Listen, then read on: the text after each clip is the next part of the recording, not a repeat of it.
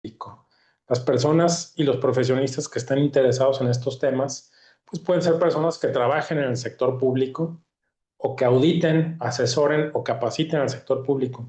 Y en ese contexto es una gran cantidad de temas los que quienes estamos relacionados con el sector público tenemos que conocer, especializarnos y volvernos expertos. Aquí en esta diapositiva podemos ver para muestra algunos temas. Tenemos que ser expertos quienes trabajamos en el sector público en transparencia, archivo, protección de datos personales, contabilidad gubernamental y disciplina financiera, las normas que regulan el ejercicio del gasto público, el régimen de responsabilidades administrativas. También tenemos que ser expertos en temas de fiscalización, es decir, auditoría interna y externa. Y no solo eso, también, y más orientado al tema que nos ocupa el día de hoy, tenemos que ser expertos en impuestos, seguridad social, contrataciones públicas, entre otros. Así nada más para darnos una muestra de cómo se interrelacionan estos temas unos entre otros. Y no sé si estás de acuerdo, Manuel, que cada uno de estos temas que acabo de mencionar da para una maestría. Sí, sí, sí, sí, fácil. O sea, si quiero ser servidor público experto, tienes que tener prácticamente 7 maestrías, ¿no? O sea, ya con eso lograrías su objetivo. Cada una de estas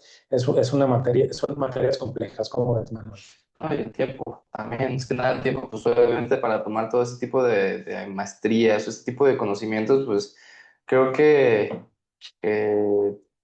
pues no nos daría mucho tiempo realmente para a lo mejor especializarnos en todo ese tipo de situaciones, pero creo que conocer un poco de cada una de ellas nos puede ayudar bastante.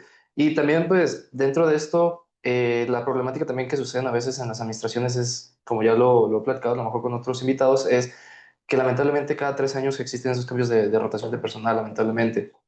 Entonces, pues bueno, a lo mejor uno llega con todas las intenciones a hacer ciertos cambios, pero pues bueno, que sabemos que después de 3 años, pues, o sea, no saber si va a continuar o no va a continuar lo que uno pudo haber realizado dentro de él. Fíjate, ese punto que comentas, Manuel, es interesantísimo. En la administración pública, la curva de aprendizaje es mucho más larga que en el sector privado. He escuchado a expertos en administración de las organizaciones que normalmente comentan que la curva de aprendizaje cuando llegas a una empresa es como de 3 meses a 6 meses, ¿no? Ya tengo 6 meses en la empresa, ahora sí ya me siento que conozco todos los procesos. En el sector público, no. Yo le calculo que es mínimo de unos 2 años. O sea, cuando vienes, por ejemplo, al sector privado y al sector público, que es una experiencia que yo viví en el gobierno federal, te platico que todavía tenía 2 años y medio ya en el puesto y todavía las autoridades del gobierno federal me veían todavía como el novato. Es que apenas tienes 2 años. Nosotros ya tenemos 15, 20 años en administración pública, ya tardamos muchos años aprendiendo, tú apenas tienes 2 años, ¿no? Entonces, la curva de aprendizaje sí es de 2 a 2 años y medio yo le calculo debido precisamente a la complejidad que hablábamos de hace un momento, de la gran cantidad de materias que hay que conocer. ¿Cómo ves, Manuel? No, sí, pues volvemos a lo mismo, o sea, si es de 2 años y ya al tercer año se van, pues bueno, ¿qué tanto pueden haber hecho dentro de ello realmente? O sea, sabemos que a lo mejor hay circunstancias que a lo mejor está el tema de reelección y pueden continuar, Ujú. pero pues a lo mejor ese es uno dentro de muchos, realmente. Y más en las administraciones públicas municipales que acabas de mencionar, el tiempo es muy corto. Si me preguntas, y yo te voy a dar mi opinión personal, yo considero que el diseño institucional en la administración pública municipal es inadecuado porque 3 años no alcanza para nada. A un presidente, un tesorero municipal, hacer cambios de fondo, cambios trascendentes en lo que es la operación propia del manejo, control, gasto público, rendición de cuentas, no les da tiempo de hacer nada. Es correcto. Y más, y si nos enfocamos, Manuel, aquí quisiera partir de esta otra diapositiva que quizás nos pueda ser útil. Si nosotros ubicamos cómo es el macroproceso del gasto público, podemos identificar que es un proceso realmente complicado. Mira, aquí yo hice esta diapositiva pensando en que tu audiencia pudiera comprender de una manera fácil y concreta cómo es el macroproceso del gasto público y lo buscamos resumir en una diapositiva más o menos así, ¿no? Todo empieza el año anterior con el proceso de programación y presupuestación. Por ejemplo, si nos ubicamos ahora en el 2026, los entes públicos están trabajando en formular, elaborar su presupuesto, su asignación presupuestaria, sus calendarios, conectarlos con el cumplimiento de metas y objetivos de sus planes de desarrollo institucional. Están trabajando en la planeación, programación y presupuestación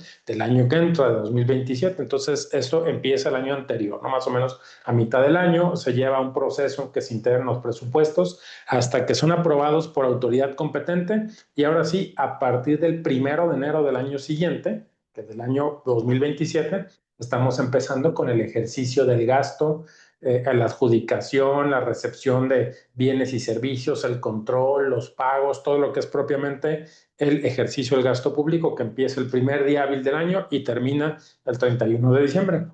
Un ciudadano podría decir, pues ahí termina todo, ¿no? El año anterior planeaste y el año en curso ejecutaste hasta que entonces ahí terminó. Pues la realidad que no. Es más, yo les podría decir, apenas vamos empezando. ¿Por qué? Que no solo es el ejercicio y control del gasto, sino que de ahí se detonan otra serie de procesos.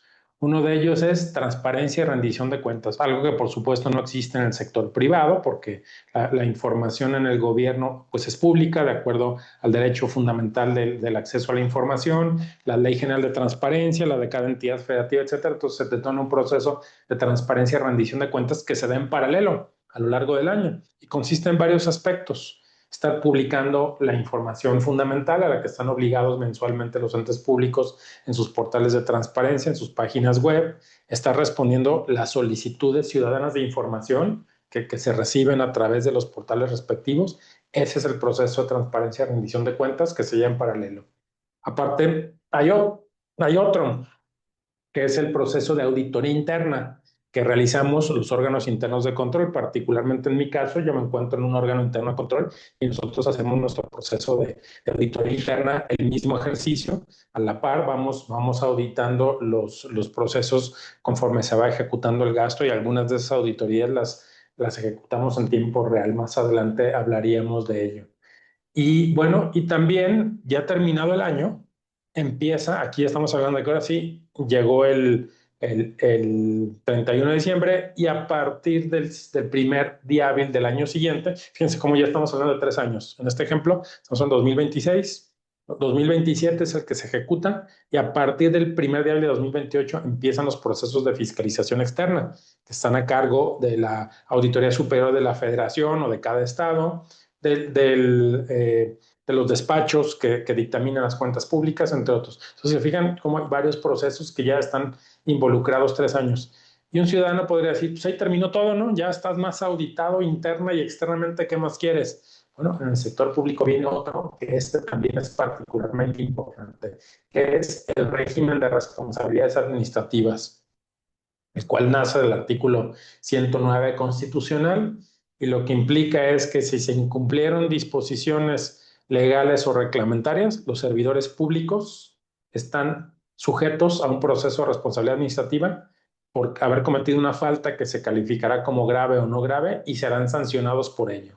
Y ahí es donde todavía se extiende más este proceso que hablamos del pago, del control del ejercicio presupuestario. Se puede extender incluso durante años hasta que concluyen los procesos de responsabilidad administrativa que en su caso hubieran iniciado. Y todo esto que acabamos de comentar pues está fundamentado en muchas leyes y reglamentos que ahí tenemos mencionados en esta diapositiva. Entonces, esto es, desde mi punto de vista, Manuel, el macroproceso del gasto público. ¿Qué te parece? No sé si crees que esta diapositiva lo engloba de una manera adecuada. No, me parece muy bien desarrollada realmente el proceso más que nada de este tipo de gastos que se generan dentro del ente público, por así decirlo, y la responsabilidad que también lleva a todo ese tipo de situaciones, porque muchos creen que pues nada más es llegar, gastar y hacer lo que uno quiere hacer realmente, pero hay que saber todo este tipo de situaciones y este tipo de procesos de lo que realmente sucede en el ente público,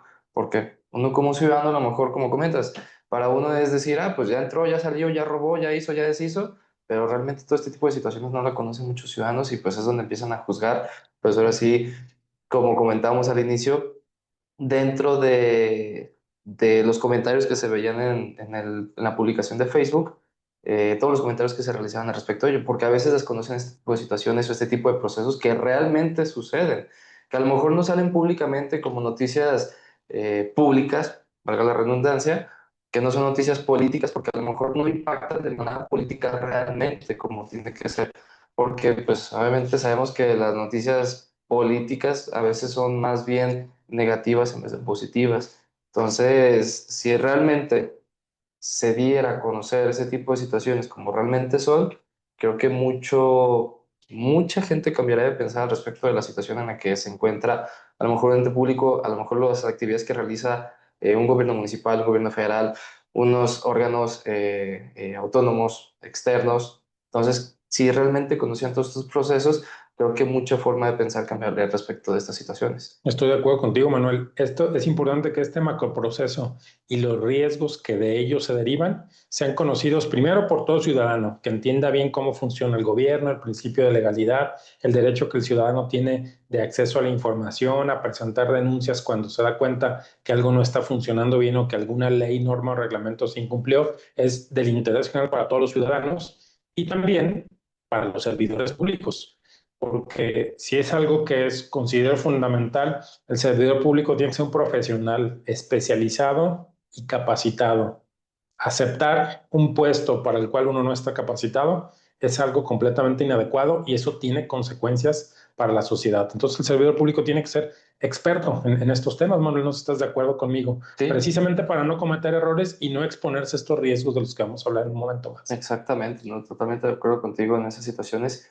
Y pues ahora sí, tener esa parte moral, siento yo también al respecto, en donde si no eres capaz de a lo mejor tomar ese puesto, tomar esas actividades, pues con toda sinceridad decir, ahorita no, me capacito, aprendo, pero no, realmente pues los intereses a lo mejor son otros de por medio económicos, otras situaciones, que pues lamentablemente pues se toman Ujú. decisiones que no está bien de...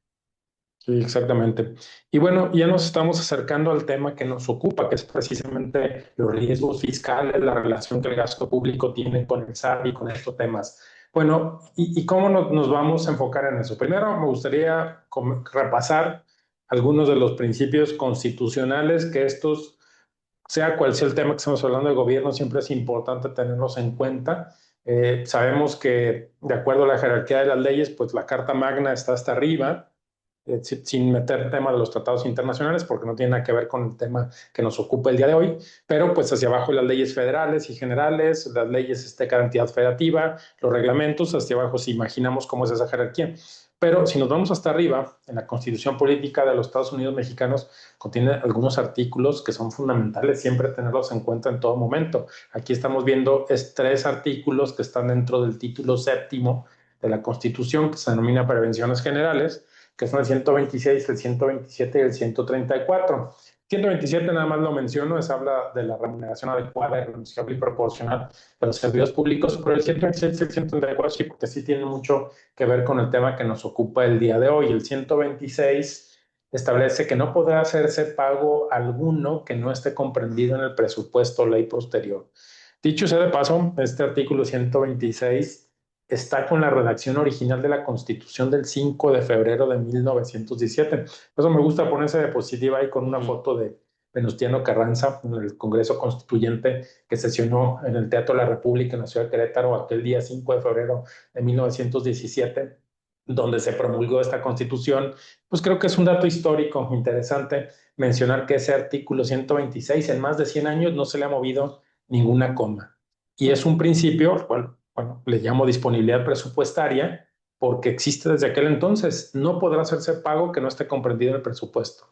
Y esto es relevante porque el servidor público que opera en un municipio, en un organismo descentralizado, tiene que saber que si hace pagos fuera del presupuesto, está vulnerando una disposición constitucional. ¿Qué te parece, Manuel? Sí, pero pues realmente como comentábamos al inicio de este webinar, antes de salir a la luz, por así decirlo, que a veces ni conocen cómo se tiene que realizar un presupuesto. Así es. Entonces, si comprendieran todo ese tipo de situaciones realmente, pues totalmente diferente sería la situación en los entes públicos y a lo mejor se llevará una administración más ordenada, más correcta, más profesional como tiene que ser realmente.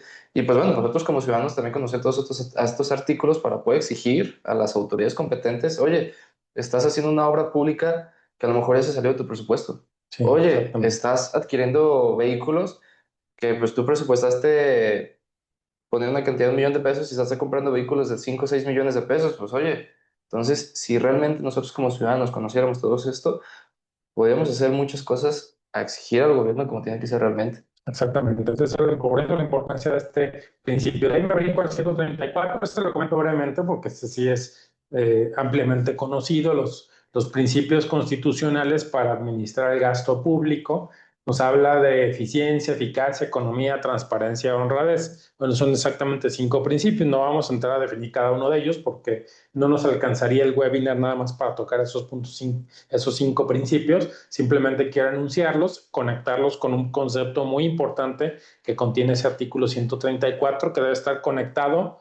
No solamente el gasto se tiene que hacer bien cumpliendo esos 5 principios, sino tiene que ser, como lo dice la Constitución, para satisfacer los objetivos a los que están destinados. O tiene que haber esa conexión ineludible con el cumplimiento de objetivos en materia del ejercicio del gasto en todos los entes públicos. Esto es importante hacer énfasis en ello. Aplica a la federación, a los estados y a los municipios. Bueno, esa es la parte de los principios constitucionales. Pero ya nos vamos acercando más a la parte medular.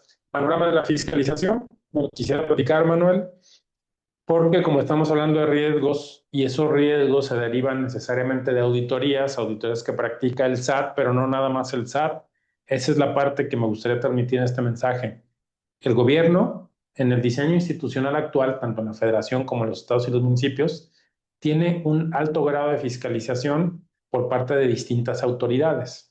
Primero me gustaría comentar el tema de la fiscalización que realiza la Auditoría Superior de la Federación, quien tiene facultades de fiscalizar la cuenta de la Hacienda Pública Federal. Ahí en esta diapositiva coloqué los fundamentos porque si a alguien le interesa profundizar en el tema, ahí viene el fundamento en la Constitución en diversas leyes.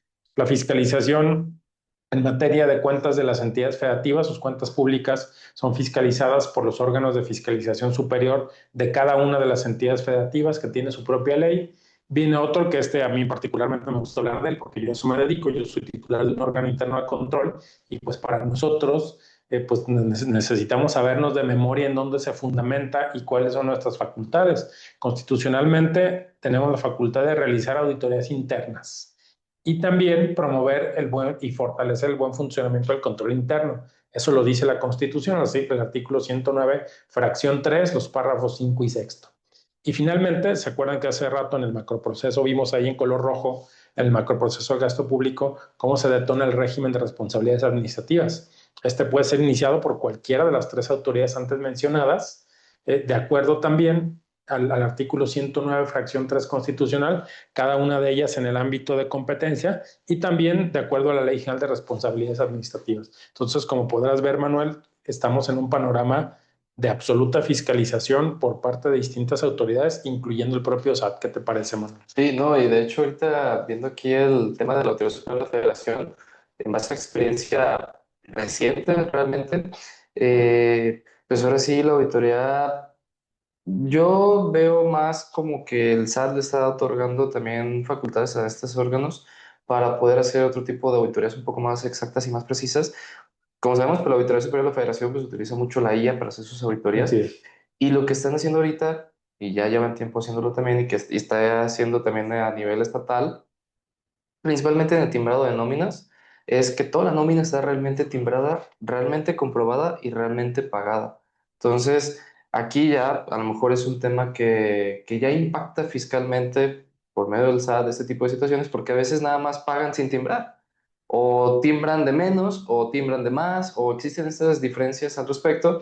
Y pues bueno, ahí la Auditoría Superior de la Federación ya tiene esta facultad, ya tenía anteriormente también esa facultad para poder realizar este tipo de auditorías sobre el timbrado de la nómina.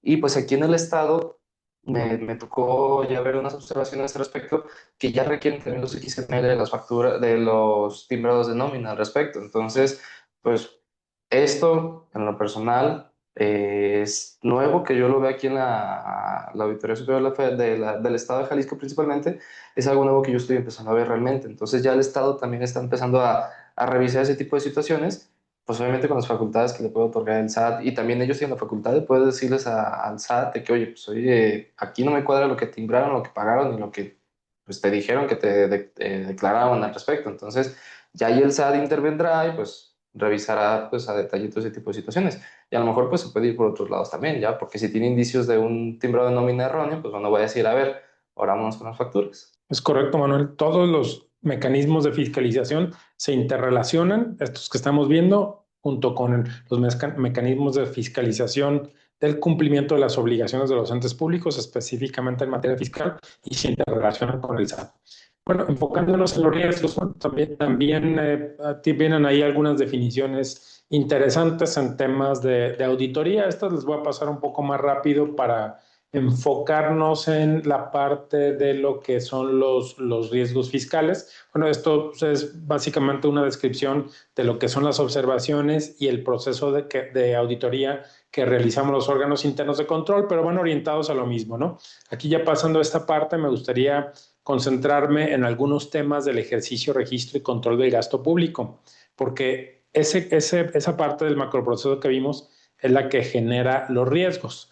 Bueno, en el ejercicio, registro y control, pues hay que tener presente que se tienen que cumplir diferentes leyes, como la Ley General de Contabilidad Gubernamental. Esa es una muy importante en el cumplimiento en el gobierno, en los 3 niveles del gobierno. Ahí hay varios artículos. Puse un ejemplo de uno de los títulos y capítulos de la Ley de Contabilidad Gubernamental que trae varios artículos, nada más para que se den una idea de un ejemplo de todas las obligaciones que tiene que cumplir un ente público. Realizar su contabilidad con base acumulativa, llevar registros contables en base a catálogos, listas, plan de cuentas armonizado, ejecutar el presupuesto de acuerdo a una técnica contable muy específica que son los momentos del gasto y del ingreso que no existen en el sector privado, esto es exclusivo del sector público y se requieren aplicaciones informáticas especializadas para ello. Se lleva a través de cuentas de orden presupuestarias y todo esto para lograr ese objetivo de fiscalizar. También los momentos son muy específicos, vienen cómo registrar cada uno de los momentos contables a través de la técnica de la contabilidad gubernamental.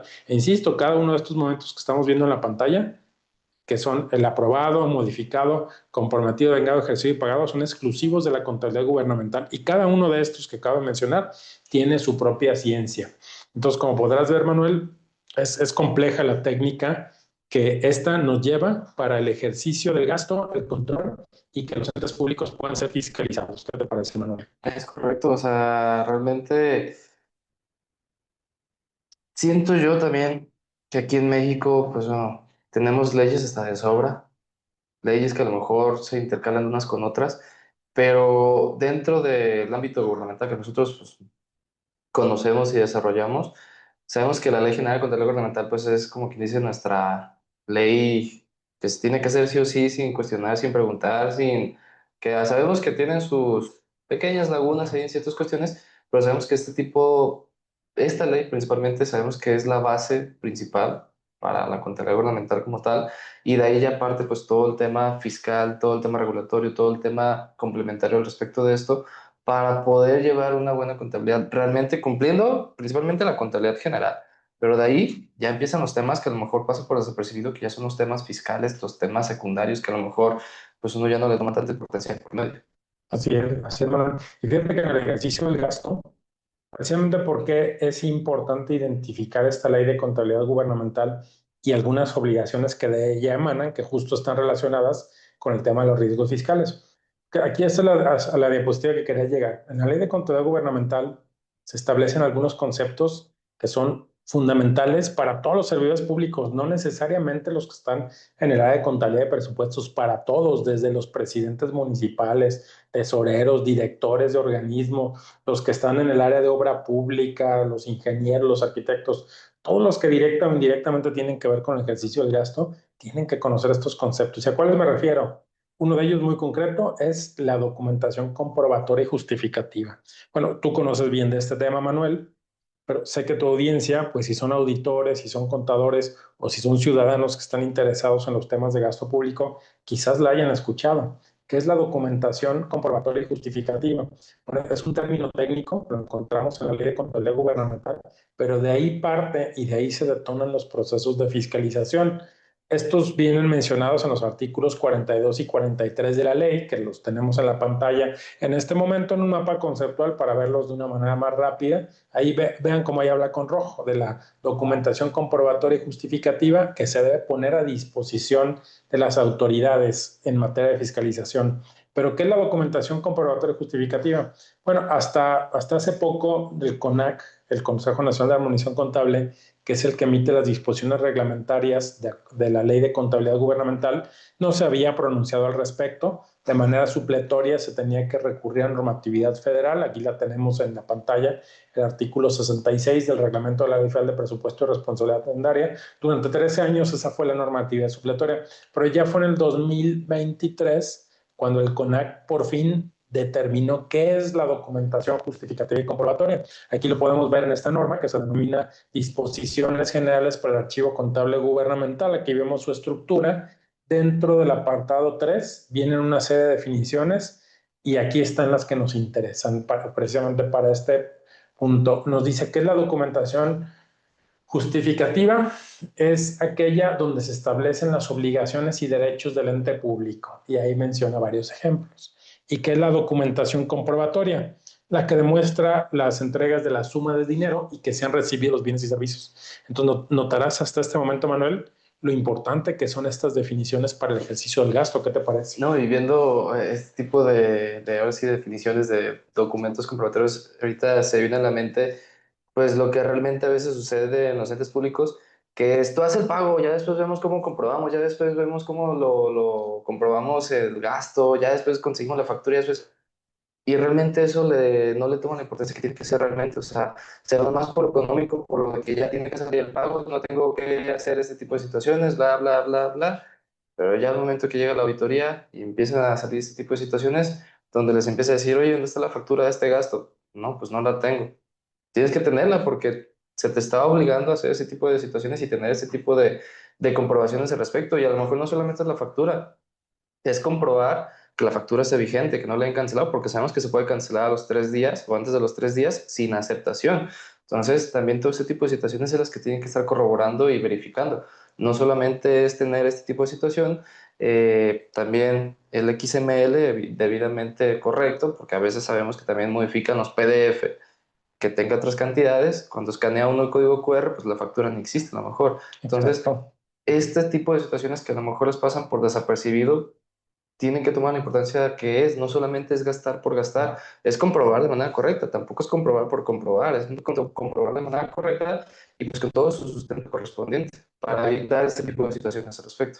De acuerdo, Manuel. Y en la práctica, estos conceptos que tú acabas de mencionar, que son la documentación comprobatoria justificativa, pues ya los vemos reflejados aquí en este cuadro, ¿no? La documentación justificativa, todo el proceso de adjudicación, contrato, pedido, órdenes de compra, la constancia de situación fiscal del proveedor, el REPSE, si es que está obligado a ello, la opinión de cumplimiento positiva del SAT, entre otras. Y la comprobatoria, pues los comprobantes fiscales, el CFDI debidamente validado, su representación impresa con las firmas y sellos que corresponda, y entre otros aspectos, de lo más importante, la evidencia de que se realizó el pago, la transferencia sobre todo la evidencia incontrovertible de que se recibieron los bienes y servicios. Que no quede lugar a dudas de que se reciben, porque esto va amarrado con uno de los riesgos fiscales que vamos a explicar ya en un momento más. También, nada más para comentarlo, también existe la documentación comprobatoria justificativa en materia de nómina de servicios personales. Justo lo que comentabas hace un momento, los CFDIs de nómina debidamente conciliados, pero eso implica también otra serie de documentos que aplican para el sector público y que nos ayudan a reducir esos riesgos fiscales, que es la evidencia de que el trabajador laboró en el ente público, sus registros de asistencia, entrada y salida, ya sea físicos o biométricos, la evidencia del trabajo burocrático, o sea, de que no es un aviador, de que sí está trabajando en el ente público, ya que si eso no se demuestra, vamos a estar ante una serie de riesgos que vamos a ver a continuación. Bueno, este es el panorama general de la documentación comprobatoria y justificativa.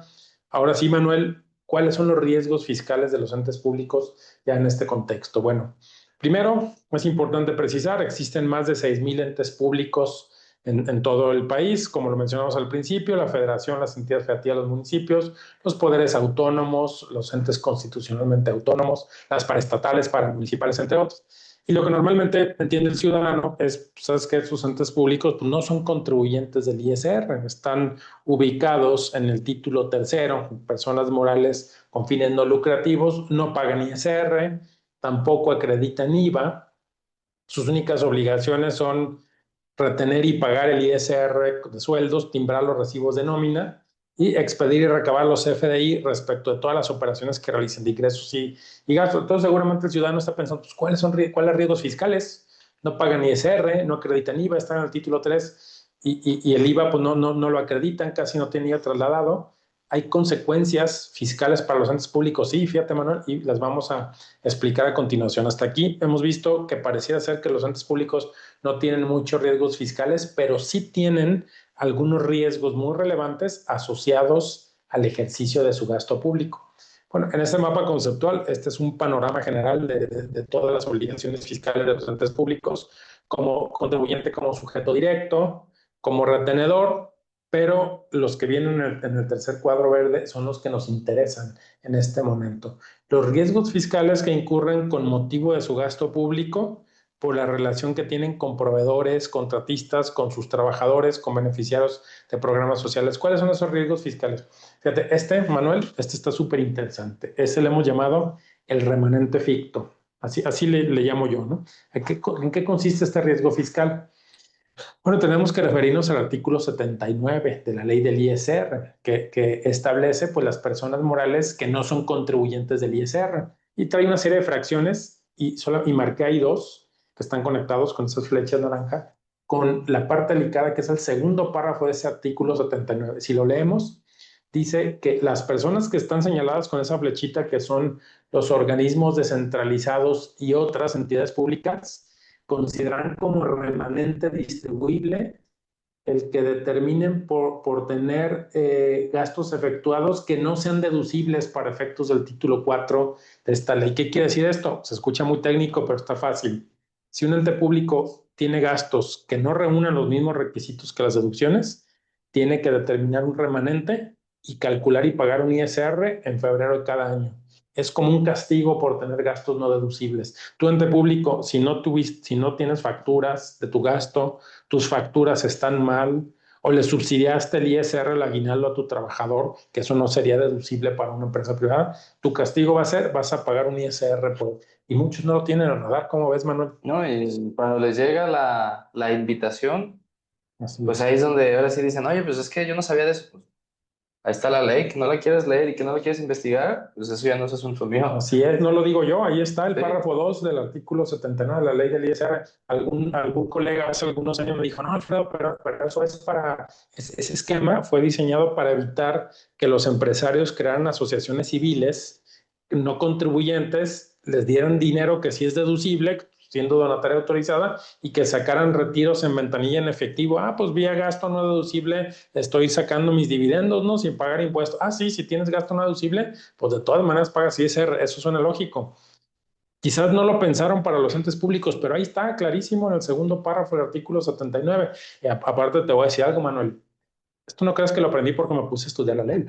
Lo aprendí a la mala. Cuando yo era ejecutor de gasto, llegó un día el SAT, en el organismo descentralizado donde yo trabajaba, revisó, el auditor del SAT dijo, a ver, tienes gastos no deducibles, mira, encontré todos estos. ¿Y qué crees? Que a todos tus trabajadores le pagaste el ISR del aguinaldo, se lo subsidiaste.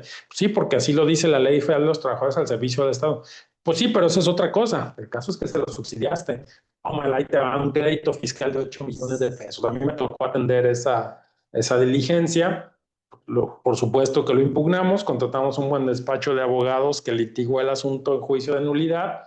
En la primera instancia lo ganamos por cuestiones de forma, en el recurso de revisión lo perdimos y se tuvo que pagar ese crédito fiscal. Sabíamos que pues, así está la ley, no había mucho para dónde hacerse. Dijimos, a lo mejor ganamos por cuestiones de forma, porque la ley es muy clara, ¿no? Y se tuvo que pagar. Entonces, ese es un riesgo que tienen los entes públicos, te lo digo, yo ya lo viví.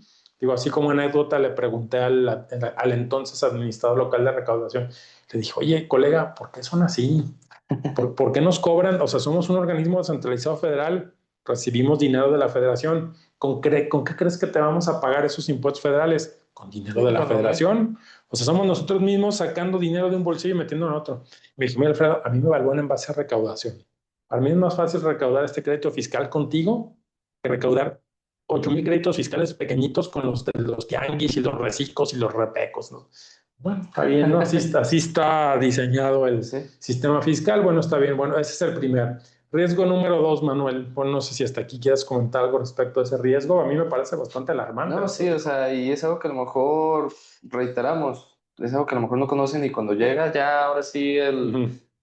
el trancazo, como dicen, pues no hay ni para dónde va a hacerte, o sea, ya no, ya fue demasiado tarde el poder tomar una decisión al respecto de ese tipo de situaciones. Entonces, qué mejor que conocerlo desde ahorita para evitar ese tipo de cuestiones. Así es, riesgo número dos de los cuatro que vamos a explicar, Manuel.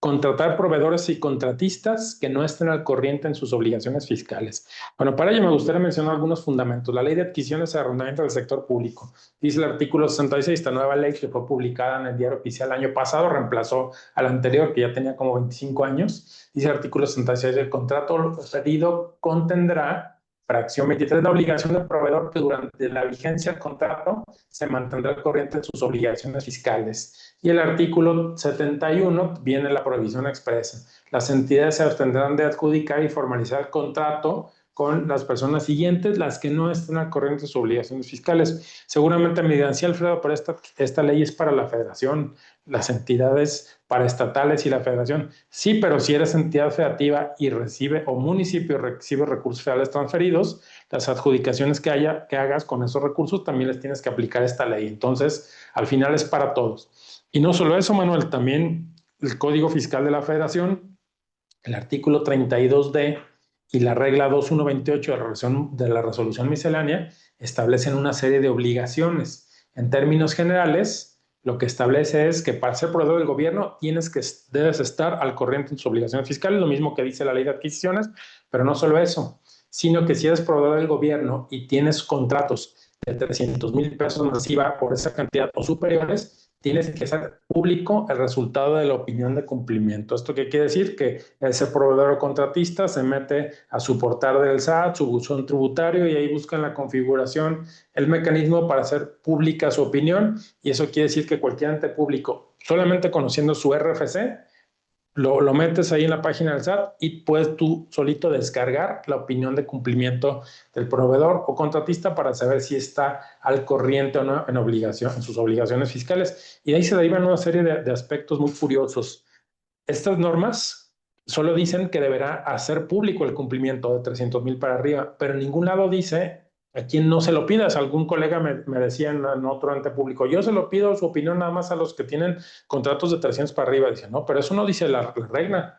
La regla dice que los de 300 para arriba van a hacer pública su opinión, pero de 300 para abajo en ningún lado te exime de pedírselas. Entonces se lo tienes que pedir a todos. Así sea un contrato, un pedido de 20,000 pesos, se lo tienes que pedir. Esto surge con algunos aspectos, ¿no? Oye, el caso de los viáticos, imagínate que vas de viaje, ¿no? Y te podrías encontrar con una situación un tanto realista como esta que estamos mostrando en la pantalla. Imagínate, Manuel, que eres servidor público, estás pagando tus viáticos con recursos federales, estás de viaje y pues te encuentras ahí a la señora de las enchiladas y, oiga, señora, ¿da factura? Claro que sí, doy factura, soy reciclo. Ah, perfecto. Recibe pago electrónico. Sí, aquí tengo mi terminal de Mercado Pago, de una de esas, ¿no? Que los taqueros te cobran ya con esa terminal. No, pues todo muy bien. Pero no solo eso, señora. Antes de que me sirva mis enchiladas, me tiene que entregar su opinión de cumplimiento positiva del SAT. Pero como usted es reciclo y presentaba su declaración ayer, me la tiene que entregar ahorita. Si no, mejor ni me sirva las enchiladas. ¿Qué te va a decir la señora? Pues vete, que te vaya bien, vete con otro proveedor. Es más, a ver si te encuentras una cadena de restaurantes que el cajero tenga su opinión de cumplimiento del saldo. Entonces, esta es una norma prácticamente difícil de cumplir. Aquí nuestro consejo, bueno, esto, me adelanto a la conclusión, es los viáticos, caja chica, pues mejor págalo con una fuente de financiamiento distinta a recursos federales. Esas normalmente no están sujetas a este tipo de restricciones, pero que sean recursos federales, eso paga los contratos de licitación, compraventa mejor la compra de bienes muebles, o sea, los gastos, que sí sea fácil cumplir con esta disposición. Hasta aquí, ¿cómo vamos, Manuel? Y es correcto esa parte. Me ha tocado una experiencia que en ese tipo de situaciones, en los viáticos, justamente, pues creo yo que no está de más que se les enseñe a las personas que van a salir, ahora sí, a utilizar este concepto de viáticos, en cómo debe ser una factura, porque a veces que la factura la hacen mal y cuando la presentan para comprobar sus gastos, pues se tiene que rechazar esa factura, decir, oye, reembolsen dinero porque la factura está mal. Y a lo mejor si fueron de Guadalajara a Ciudad de México, pues ni modo de volver a ir a Ciudad de México para poder solicitar otra vez la factura que le hagan la corrección. Entonces, ahí también siento yo que enseñar poquito ese tipo de cuestiones fiscales a estas personas que van a ser gastos de viáticos, que mínimo sepan en una factura que, la información fiscal sea la correcta, que las retenciones sean las correctas y todo lo demás. Porque reitero, hay veces que tienen retenciones diferentes, que la base que utilizaron es diferente, que el régimen a lo mejor pues es otro totalmente diferente y pues bueno, ahí se tiene que desechar esa factura y decir, pues, te embolsa el dinero. Exactamente, Manuel. Entonces, como podremos ver, este riesgo, pues prácticamente todos los entes públicos están sujetos. Riesgo número 3, este es muy delicado. Proveedores y contratistas que aparecen en la lista del 69 de Código Fiscal. ¿Cuál es esa lista? Pues seguramente es muy conocida por todos porque es la lista de los EFOS, empresas que facturan operaciones simuladas. Si hacemos un repaso rápido de cómo ha evolucionado el tema de los comprobantes fiscales, aquí en esta diapositiva vemos un resumen de 20 años de historia de comprobantes fiscales, como antes de 2005 solamente existía la factura en papel, en imprenta autorizada. Con el paso de los años evolucionó. Me brinco hasta el año 2010, cuando se imprimen las últimas facturas en papel. Nace el CFDI. Entre el 2010 y el 2017 hubo varios momentos, varias maneras de emitir comprobantes fiscales, el código de barras bidimensional, entre otros, hasta que a partir del año 2017 ya la única manera de emitir comprobantes fiscales fue el CFDI versión 3.3 y del 2023 para acá es la 4.0, ¿no?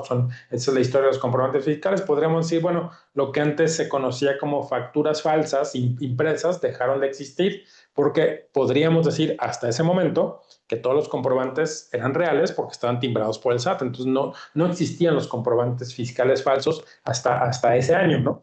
Pero ¿cómo evolucionó el tema de facturas falsas? Evolucionó a las factureras, al negocio del tráfico de los comprobantes fiscales, donde si bien ya no existían en ese momento las facturas apócrifas, pues eran comprobantes fiscales auténticos porque eran timbrados por el SAT, flujos de efectivo comprobables, se hacía el pago, pero esos CFDI pues carecían de materialidad, es decir, los conceptos que amparaban no eran proporcionales a las cantidades o simplemente los servicios o los bienes no se habían recibido.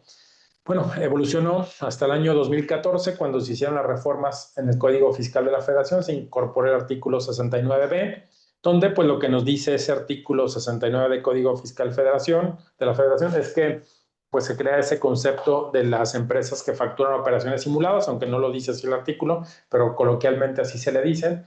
¿En qué consiste ese artículo? Bueno, si el SAT detecta que el contribuyente estaba emitiendo comprobantes fiscales sin contar con activos, personal, infraestructura o capacidad material directa o indirecta para prestar esos servicios, se considera que esas operaciones no existen y lo publica en la lista de EFOS.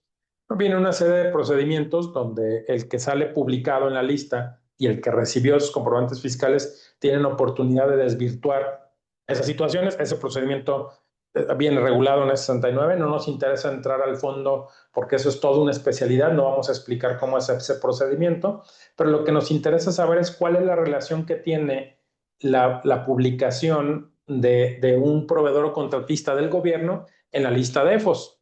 Probablemente estás pensando, oye, Alfredo, pues ese esquema de los EFOS es para combatir la evasión fiscal. Pues esas empresas factureras pues, creaban ese tipo de esquemas para beneficiarse, para reducir la base fiscal y a través de ese esquema fraudulento, pues poder cobrar una comisión. ¿Pero qué tiene que ver esto con el gobierno? Sí tiene mucho que ver, porque puede ser que un ente público haya realizado operaciones con un proveedor contratista, operaciones que sí existen, se recibieron los bienes y servicios y con el paso de los años, ese proveedor o contratista apareció en la lista de EFOS.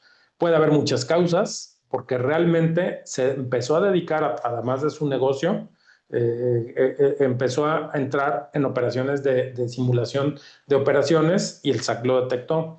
Puede ser que le recibió una visita domiciliaria y no lo localizaron, o puede ser que el propio SAT haya valorado de manera equivocada los argumentos y lo haya metido en la lista de EFOS. Hace algunos años tuve un caso, Manuel, de una distribuidora de libros especializados. Ese caso me resultó muy emblemático para mí, que una empresa mexicana que tenía distribución de libros aquí en México, pero la empresa no compraba y vendía, no trasladaba los libros. La empresa lo único que hacía era levantaba los pedidos.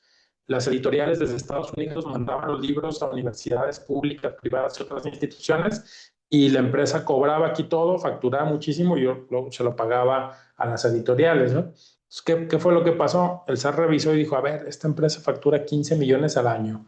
Vamos a revisar su estado de situación financiera de su declaración anual. Activos, no tiene vehículos, no tiene flotillas para distribuir sus libros. Inmuebles, bodegas, tampoco tiene bodegas. Personal, solamente tiene 3 personas y factura 15 millones de libros. ¿Tú qué pensarías? No, pues, Empresa fantasma, ¿no? Es lógico pensar. Bueno, para no hacerles el cuento largo, la empresa trató de explicar todo esto al SAT. El SAT dijo, no, no, para mí eres una empresa fantasma, ahí te quedas en lista de EFOS. Entonces, pues yo viví también de cerca ese caso, cómo fue una valoración equivocada de los hechos por parte de la autoridad fiscal y ahí se quedó en la lista de EFOS. Y eso, aquí, Manuel, no sé si estás de acuerdo conmigo, que un proveedor del gobierno aparezca en la lista de EFOS tiene consecuencias. ¿Cómo ves? sí, no, muy grave, sinceramente, porque pues ahí ya ahora sí entra, como comentamos hace un momento, el tema político, diciendo de que, mira, ahí están haciendo su negocio. Ya hasta el SAT mismo dijo de que pues están comprando o haciendo facturas o teniendo contacto con un proveedor que pues se declaró o se declara dentro del 69 ya como empresa facturera, fantasma, etcétera. Entonces ahí ya sí, como aquí pones la imagen, que ya salen los pericazos, ya salen la noticia, ya salen todo este tipo de situaciones y pues eso es donde perjudica realmente al ente público y es donde se genera esta mala fama realmente de ese tipo de situaciones. Que bueno, si realmente supiéramos cómo son las cosas, a lo mejor el cuento fuera diferente, pero pues no, no es así realmente a veces. Exactamente, eso va a tener eso que acabas de mencionar, es fundamental, un daño reputacional para el ente público, porque le van a sacar periódicas, va a decir, seguramente es pura tranza, porque ya vimos que tienen proveedores que están en la lista de EFOS. Digo, habrá casos donde sí son tranza, pero no todos, ¿no? Y no solo eso, también puede tener otras consecuencias para el ente público. Si el SAT llegara a sospechar que el ente público participa en una red de simulación de operaciones, podría aplicar una restricción temporal a los certificados de sello digital y eso pues tendría una consecuencia desastrosa para el ente público porque no podrá emitir sus CFDIs de ingresos, no podría cobrar el subsidio para poder operar, no podría timbrar sus CFDIs de nómina y ya te imaginar las consecuencias, ¿no? De acuerdo al artículo 17H bis de Código Fiscal, esa puede ser una de las consecuencias de hacer operaciones con EFOS. Y la última y más grave de todas, riesgos de carácter penal para los servidores públicos. Si el SAT sospecha que el ente público participó en simulación de operaciones, va a promover una querella ante el Ministerio Público Federal y será la Fiscalía General de la República la responsable de investigar la probable comisión de delitos por simulación de operaciones. Y ya deja tú el tema fiscal, Manuel. La simulación de operaciones es un delito per se. Entonces, ahí ya vamos a estar ante la presencia de agentes del Ministerio Público, de policías e investigadores que están investigando delitos, no temas de gasto público en temas fiscales. Por eso, hace rato hablamos de la importancia de contar con la documentación comprobatoria y justificativa, porque precisamente eso nos demuestra la materialidad y vemos que es en términos generales establecer y demostrar que la operación sí existió. Por eso la importancia de conocer las normas de contabilidad gubernamental que mencionamos hace un momento, lo que es la documentación comprobatoria y justificativa. Y yo invito a los servidores públicos relacionados con el ejercicio del gasto a que integren su documentación comprobatoria y justificativa, pensando no solo en que va a ser fiscalizada por el órgano interno de control, por una entidad superior de fiscalización estatal o la Auditoría Superior de la Federación. Piensen en que si un día esos proveedores y contratistas aparecen en la lista de EFOS, van a necesitar demostrarle al Ministerio Público que la operación sí existió. Y hay diversas normas en las cuales podemos sustentar estos temas. Entonces, bueno, ahí la importancia de tener todos estos procedimientos para demostrar que la operación sí existe. Y particularmente ya una de las últimas, Manuel, que a mí me interesa, y porque en este momento es una reforma reciente. Seguramente ubicas, Manuel, que el pasado 7 de noviembre de 2025 se reformó el Código Fiscal de la Federación y hubo una reforma que yo la veo particularmente delicada. Es la reforma del artículo 29A del Código Fiscal de la Federación, un artículo pues muy conocido porque habla de los requisitos de los comprobantes fiscales. Pero observa esta fracción 9 que añadieron como uno de los requisitos de los comprobantes fiscales. Dice que los comprobantes fiscales deben amparar operaciones existentes, verdaderas o actos jurídicos reales. Los comprobantes fiscales que no cumplan con ese requisito se consideran falsos. Hace un momento mencionamos, pues las facturas falsas ya no existían porque todos están timbrados con el SAT.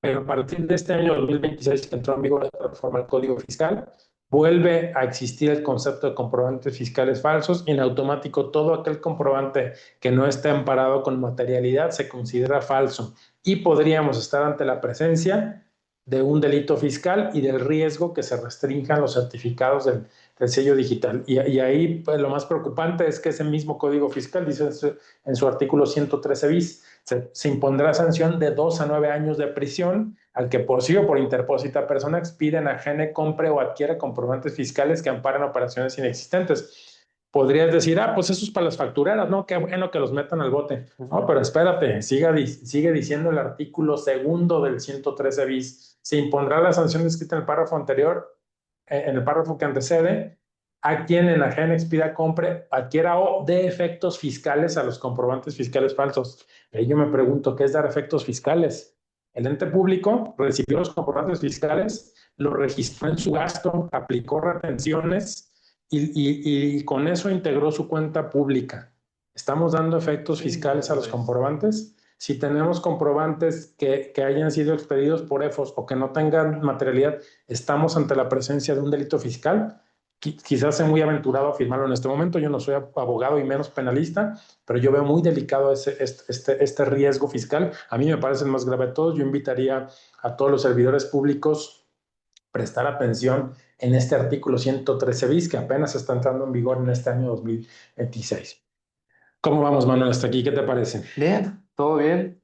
Creo que es un tema muy extenso y muy importante y que realmente, pues como comentábamos, hay veces que los entes públicos, bueno, sabemos que aquí en la zona metropolitana de Guadalajara, a lo mejor sí tienen la infraestructura, el conocimiento, los sistemas, etcétera, para poder detectar este tipo de situaciones, pero los entes públicos pequeños o municipios pequeños ya fuera de la zona metropolitana de Guadalajara, que a lo mejor, pues bueno, ellos van a ir con un proveedor, van a solicitar la factura, a lo mejor no hacen ni la comprobación de que si están o no están en el 69B, y pues resulta y resalta que sí están, ahí es donde ellos se meten en problemas por no conocer todo este tipo de situaciones.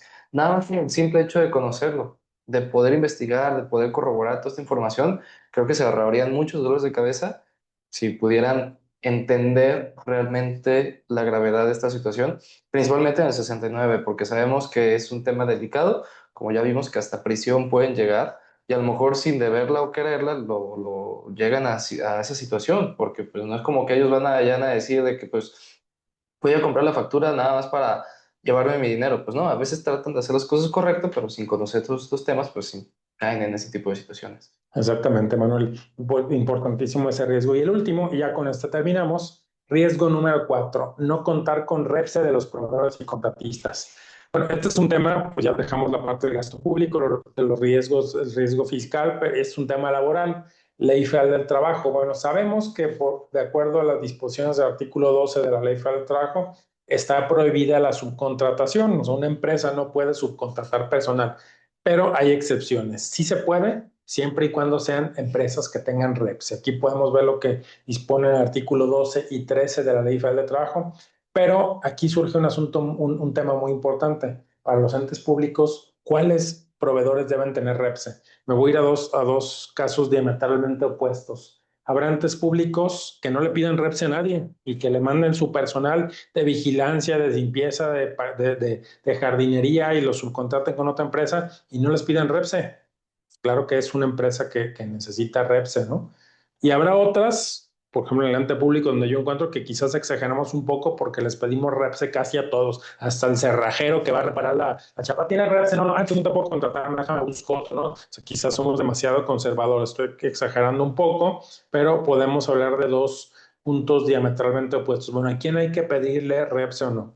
Precisamente para reducir los riesgos fiscales, nosotros invitamos a analizar muy bien estos temas de subcontratación de la Ley Federal del Trabajo que están regulados en estos artículos, principalmente también este artículo 14 que establece la obligación de celebrar contrato y la responsabilidad solidaria con los proveedores con los cuales sí se subcontrate y también conocer todas las disposiciones que ha emitido la Secretaría del Trabajo en base al REPSE, donde ahí hay lineamientos publicados en el Diario Oficial, guías publicadas en la página web de la Secretaría del Trabajo, donde ha hecho varias precisiones de cuáles son ¿Cuáles son los casos donde sí se necesita o donde no se necesita REPSE para que los entes públicos conozcan, estudien a fondo estas disposiciones y tengan claro y definan sus criterios a quién sí le van a pedir y a quién no le van a pedir REPSE? Mencionar un ejemplo que pudiera ser controvertido. Bueno, primero, los ejemplos que acabamos de mencionar, servicios de vigilancia, limpieza y jardinería, si se subcontratan con otras empresas,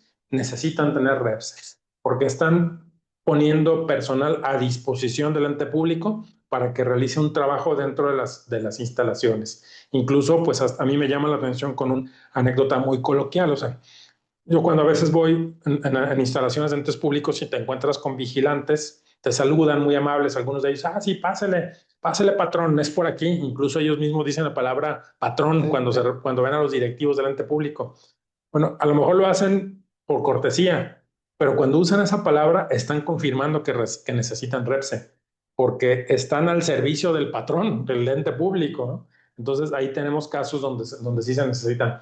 Otro caso que alguna vez ha generado controversia, yo ya definí mi criterio y es un caso que seguramente tú conoces muy bien, Manuel. Muchos entes públicos están obligados a dictaminar sus estados financieros, de acuerdo a alguna ley federal o estatal. Adjudican el servicio, contratan a un despacho de auditores especialista. Ese despacho envía un equipo que normalmente es encabezado por un gerente, viene uno o dos supervisores y el personal operativo que a veces van a las instalaciones del ente público y se quedan ahí no horas, a veces se quedan ahí días o semanas aplicando procedimientos de auditoría. Una pregunta que ha surgido es, ¿necesitan o no necesitan REPSE? Bueno, esto ya lo analizamos, habrá quien diga, no, sí, porque están trabajando adentro de las instalaciones, tienen horarios más, hasta le das tarjeta para que entre y salga libremente, ¿no? Bueno, nosotros ya lo analizamos, concluimos que es un caso donde no se necesita REPSE. El auditor externo, si bien trabaja dentro de las instalaciones por varios días o semanas, no está subordinado al patrón. Yo que a mí me toca recibir y atender a los auditores, si voy con la gerente y le digo, oye, gerente, a ver, tú que eres auditor y que estás aquí, ¿podrías ayudarme con este procedimiento de auditoría? O si le digo al ayudante del equipo de auditores, si me puedes ayudar con estas copias, ¿qué me van a decir? No, a ver, espérame, tú no eres mi jefe es el socio del despacho. Yo vengo a aplicar procedimientos de auditoría por orden y cuenta de él. Es más, ni siquiera te aviso cuando llego, a veces llego de sorpresa a aplicar esos procedimientos de auditoría. Entonces, claramente no hay una subordinación, no hay una puesta de disposición del personal del despacho de auditoría al ente público. Entonces, ahí no necesita REPS. Bueno, con estos ejemplos, Manuel, y podríamos discutir muchos otros. Hablamos de casos donde sí se necesita, donde no se necesita REPSE, y pues es importante conocer todas las normas que regulan este caso, ¿no? Aquí en esta diapositiva vemos algunos de las normas que se interrelacionan.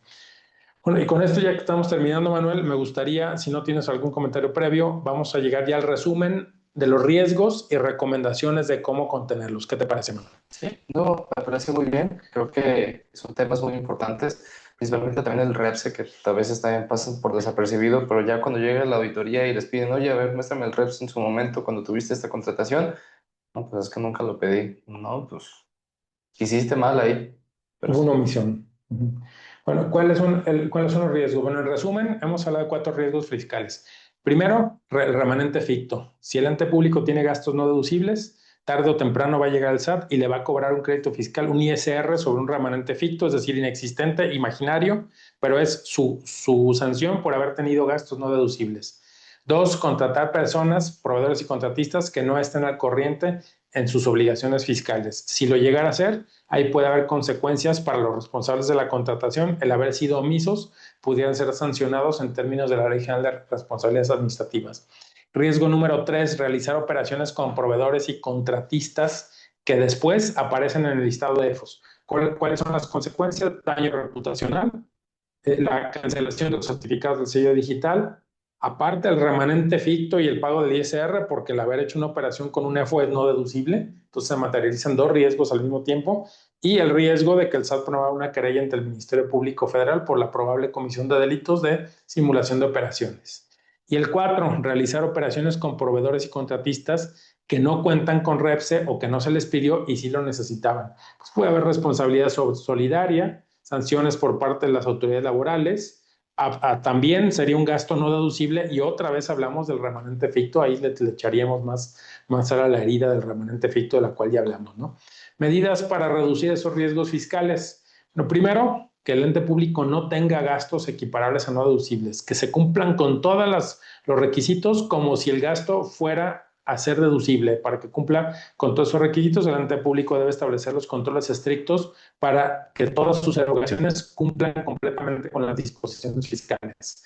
¿Cómo reducimos el riesgo del 32 del Código Fiscal? Hay que pedirle opinión positiva a todos los proveedores, no importa el monto, siempre hay que contar con la opinión positiva y por aquellas contrataciones que sea difícil porque son viáticos, cajas chicas o son contrataciones, pedidos, órdenes de compra por cantidades pequeñas, 20, 30, 40 mil pesos que no le llegan a los 300, pues todas las contrataciones pequeñas págalas con una fuente de financiamiento distinta a recursos federales, porque estas disposiciones son únicamente para recursos federales.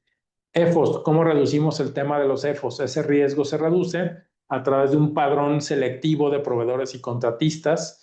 Normalmente las empresas que tienen una antigüedad, una marca, un nombre reconocido en el ámbito de operación, son empresas y que tienen un mercado especializado, pues no se prestan a simular operaciones. Esas tienen un muy bajo riesgo de aparecer en las listas de EFOS. Hay que verificar que los proveedores cuenten con personal, activos, infraestructura, capacidad material para prestar bien esos servicios. Fíjate, Manuel, que las empresas que tienen algo alto grado de aparecer en la lista de EFOS son relativamente fáciles de detectar. Sociedades de reciente creación con un objeto amplio o ambiguo, no tienen una marca, nombre comercial reconocido, no cuentan con instalaciones, no tienen páginas web, usan cuentas gratuitas de correo electrónico, sus instalaciones o sus oficinas están en cuchitriles o lugares que parecen casas habitación o departamentos. Esos seguros van a ser algún día. Hay que evitar ese tipo de proveedores y contratistas. Documentación comprobatoria y justificativa, tenerla lo más exhaustivamente posible para poder demostrar que la operación sí existió.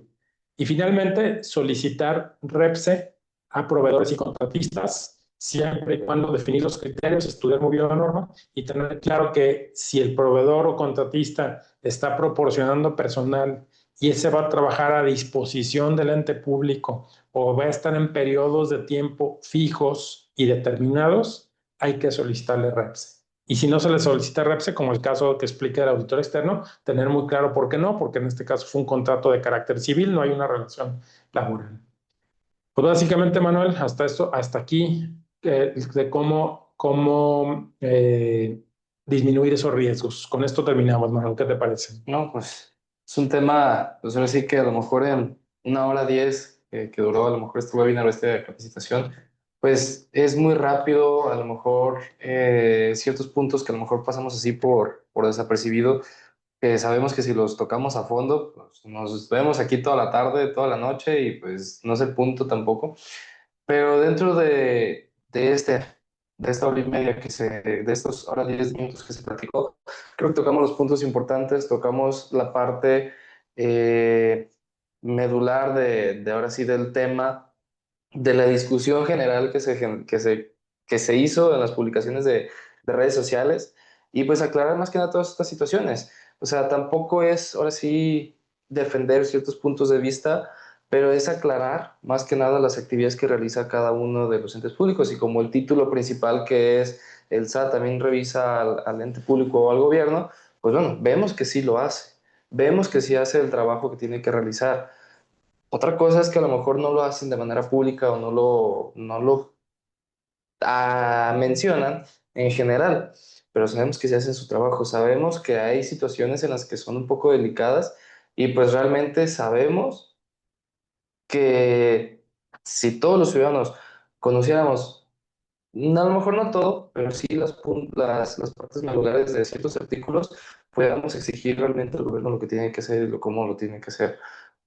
Entonces, pues sí, reitero, a lo mejor 1 hora 10 minutos es muy poco el tema. Ya igual Anaí comenta que si se va a compartir material, el video y el material, el video va a estar disponible en YouTube, a lo mejor el día de mañana o a más tarde el día lunes. y pues el material ya ahora sí con autorización del expositor lo podemos compartir sin ningún Claro que problema. sí, Manuel, lo circulamos a todas las personas que nos han acompañado en este webinar con mucho gusto. Sí, entonces, pues esperemos que el webinar sea de su agrado y pues reiterar los servicios de aquí del despacho contable para así todas estas situaciones pues tratamos de cubrirlo lo más que se pueda.